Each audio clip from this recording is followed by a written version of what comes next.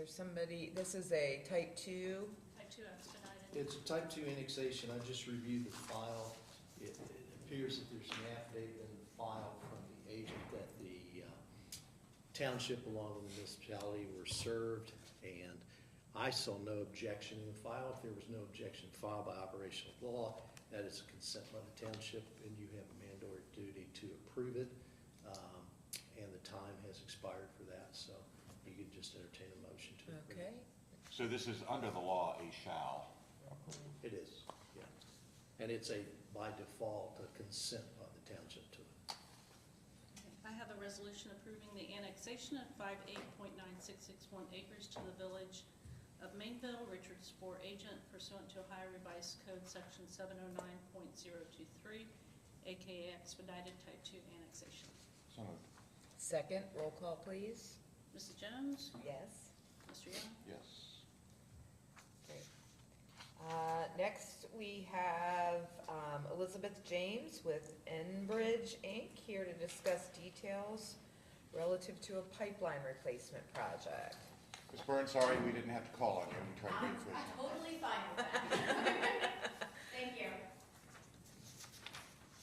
Well, good morning, everybody. My name is Elizabeth James. I'm a senior advisor with stakeholder engagement for Enbridge, better known in this part of the world as Texas Eastern. We own and operate the Texas Eastern system, and we have the Lebanon compressor station out on Highway 192.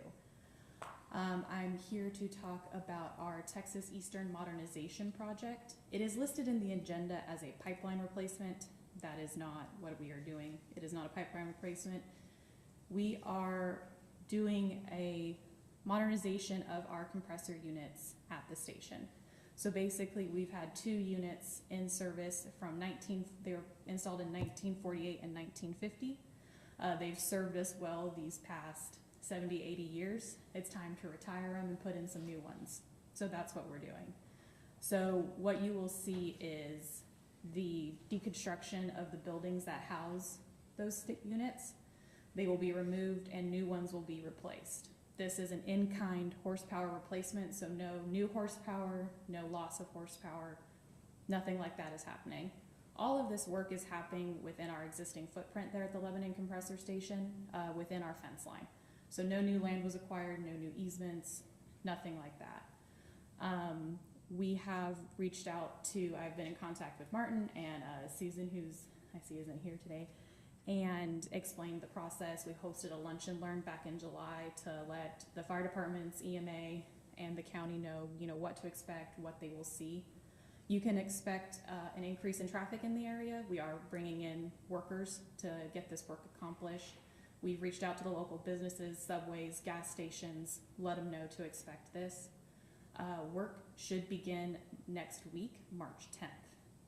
That's what our mobilization date, so stuff will start coming in and work will begin. This is approximately a 1.5 year long project, so we plan to have an in-service date of September 2026. We've done several of these. We're doing these all up and down the system. It's just the modernization to retire these old units and put new ones in to ensure reliability. They've gone smoothly. We anticipate no issues, no problems.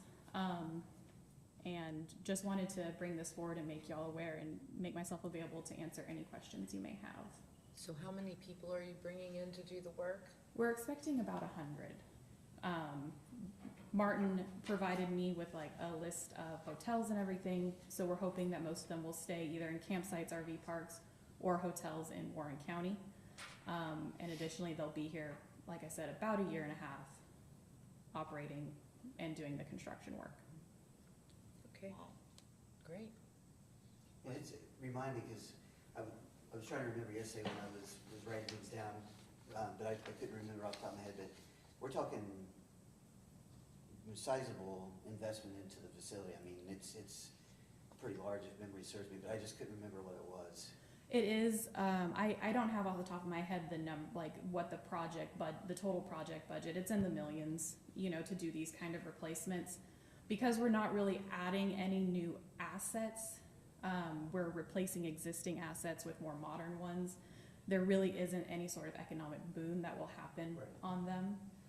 But it's you know, it is a very sizable project. Is it natural gas? Correct. Mhm. Yeah. So Texas Eastern has been in, operating, you know, since about mid-40s. It was a wartime pipeline that was installed all the way from Texas up through New England, even into the Maritimes. Originally, it was an oil line to, you know, circumvent the attacks that were happening in the Atlantic to keep the wartime supply. Then later, it was converted to a natural gas line, which is what it still does to this day. Yeah, the good news is that when you don't hear about it, that's a good thing. The only Yeah. time we ever even think about it is when something bad's happened, it's some other facility across America. Yeah, And then yeah, we we have like to, we always, no news is good news. Mhm. You know, not that we're not trying to hide anything or not be transparent, we're just trying to run and, you know, keep supplying natural gas up and You're like down an our- NFL lineman, you don't want them to say your name ever. Right, we're just wanna like, we're do your here, job. more than happy to answer, you know, we really enjoyed having your team out for the lunch and learn and being able to explain a little bit better who we are, what we do, how we've been in this community and how we've been serving this community. So again, just really wanted to come out and make y'all aware, put my name and my face out there, so if, heaven forbid, I do need to get a call, you know who to go to, and hopefully we can help remedy. If there are, for some reason, any issues, like there's getting complaints of too much dirt on the highway, you know, little things like that, please reach out to us. We're very committed to being good neighbors. We've been here 80+ years. I'm fascinated by this type of stuff, sorry. But so, do we, like, I know it's a compressor unit, so it's coming from wherever, here, compressed again, shipping off to the East Coast. Is there outlets to where we get our local Yes, gas so here? we're like the FedEx of gas. So we have the large high pressure system, you know, 24, 30-inch pipes that your local distribution is our customer. So you don't pay, well, actually in East Ohio, we did acquire Dominion. So we now do have utility in Ohio, just not in your area. But you will not be paying a gas bill to Enbridge. You'll be paying your gas bill to your local distribution center. They pay their gas bill to us. It's like Williams is a competitor. Yes, yeah, Williams is our competitor, Kinder Morgan, Columbia, all of those. Very good, thank you. Okay, Thank you perfect. for Thank you being so here. much. I Do you have a appreciate that. business card? I do have a business card, May I have that, please? of course. Occasionally, our utilities will cross, and we have to reach out to Texas Eastern and negotiate with them related to that. In my old home in Clear Creek Township, I learned that the Texas Eastern pipeline was in my utility easement running along my property, because they had to replace a 30-inch gas line in there. I'm like, what are these people doing in my yard? But it went smoothly, and so I didn't know that they were in my utility easement. So. Okay, Martin, do you have anything else for us? This is our lands and right-of-way agent, Teresa Buchanan. Hi. She'll be your local contact here. She's out of the Lebanon Compressor Station. I'm out of Nashville, Tennessee. Okay, So she joined me today, thankfully, and I have her business cards and just a little bit more information, if that's okay. great, yes, thank you so much. Appreciate you both being here. Okay, Laura, is there anything else that you have? Bruce, do you have anything else for the board? I do not. Dave, any closing comments before? Just, I'd like to make sure that we open this opportunity to the public to speak. Yeah. Okay. That's great, that's great. I do want to just raise one issue, Dave, for you. Just for your knowledge, I was, as you know, I was at the NACO Legislative Conference the end of last week and got in last night. And one of the issues that I was learning about was that Congress is considering eliminating the tax benefit on tax-free municipal bonds as revenue generator for them. And so it's a really big issue for local governments. It's something like, these aren't the exact numbers, but it was something like $350 million billion in revenues they were projecting, but it's like 850 billion in increased costs to local governments. So it is a big point for NACO, and I've asked Martin to talk with the engineer's office and water and sewer, and just so that we can kind of get a handle on, large-scale projects that may be financed in the future, what the impact might be, because it is 210 basis points.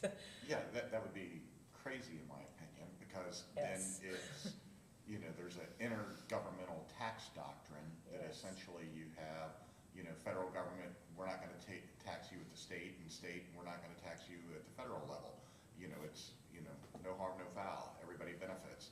And if you start trying to mess around with that, number one, I don't think there's a chance that would pass Congress. I mean, literally zero chance. There's more than a handful of Republicans that would be against that. Well, how it was articulated was high level of concern because there seems to be a lack of really deep thought around it at this point, and so NACO and others are working around on their advocacy. They're very concerned, but I think that there's this view that we need to get the information out there to policymakers so they really understand what the impact is. Yeah, and I mean, all it is a tax increase, because then the states would Yes. start taxing the federal treasury bonds. And so both sides would lose. Yeah. And so who pays the bondholders? I think sometimes people just are looking for revenue opportunities and they're not thinking about it as a point of policy and what the longer term repercussions are. But it is substantial and concerning enough that I wanted to just put it on your radar screen, and I thought it was worth bringing back so that we have an understanding of what the impact could be, so that we could share that with our federal policymakers to understand the implications. So anyway, that was a pretty big deal. That was one of my big takeaways from the conference over the weekend. So, anything else for the good of the order? Seeing none, I'll entertain a motion to adjourn. So moved. And yes, Thanks for coming today. thank you. Thanks for being here.